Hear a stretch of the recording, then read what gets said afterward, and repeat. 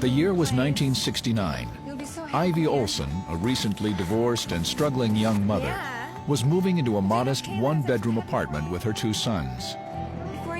Money was tight, and Ivy had trouble making ends meet, even with her job in a doctor's office. Her situation became particularly troubling during the holidays.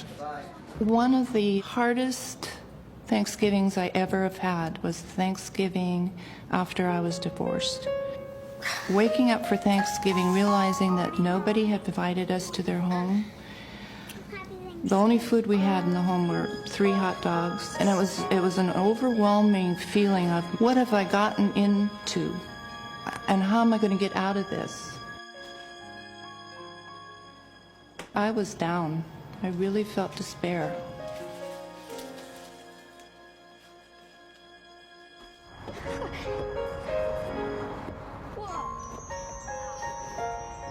Ivy put on a brave face for her children and took them to a local park, hoping that the boys would have a fun day, even if they couldn't have a real Thanksgiving dinner.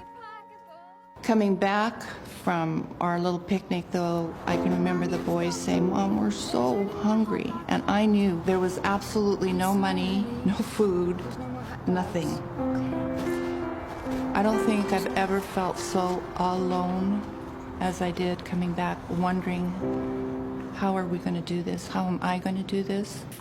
But as she started up the stairs to her apartment, something incredible occurred. Honey! And this little old lady came out of the bottom apartment, and she says, "Oh, honey." I cooked Thanksgiving dinner for you and the boys. And I'm just looking at her. I'd never seen her before. It was just a complete stranger. Oh, no, we couldn't impose. But the woman was so insistent that they join her for dinner that Ivy couldn't refuse. Okay. Thank you so much. Let us... The woman's invitation was a prayer answered. Entering the apartment, Ivy felt immediately at home. And it was all dimly lit, and the kitchen table was just loaded with food, and she was just so incredibly sweet. See, we're gonna have to carve the turkey. Her presence was like electricity. She had a sparkle in her eyes. There was life in her. You know how in the presence of some people you feel so absolutely comfortable? That was what she created that evening for us. Food, yes, lots of it. But for me, and the loneliness that I felt, what she gave to me was unconditional love, and it was just one of the most special evenings that I have ever spent in my whole life. As Ivy and her sons were leaving, the neighbor presented them each with a gift. Thank you so much.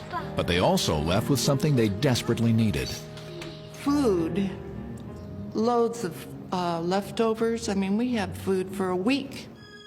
If you can compare how I started in the morning with that total feeling of despair and loneliness and not good enough, to ending up feeling I'm okay, I'm worthwhile, I'm a good mom, it was a miracle. The unexpected act of kindness had given her a new lease on life. But the next day, Ivy was in for an even bigger surprise. This Thanksgiving was not just a random act of kindness by a thoughtful neighbor. I got all my containers to take them down to my new friend, and went down there and knocked on the door, and there was no answer. And I looked through the windows, and the place was absolutely dark and not one piece of furniture in there.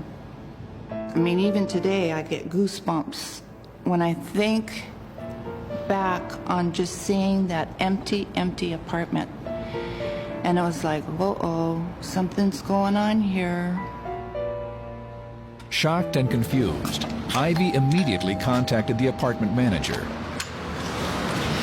Yeah, what can I do for you? And I go, where's the little old lady that was in that apartment? 15's been vacant for 10, 12 weeks now. And I said to him, no, you don't understand. I had dinner there last night, Thanksgiving dinner. And he gave me you this understand. weird I had look, dinner like with her last night. maybe I should be in an Thanksgiving institution or a hospital. Ivy, are you feeling okay? And I can remember just looking at him, absolutely knowing that a miracle had happened in my life.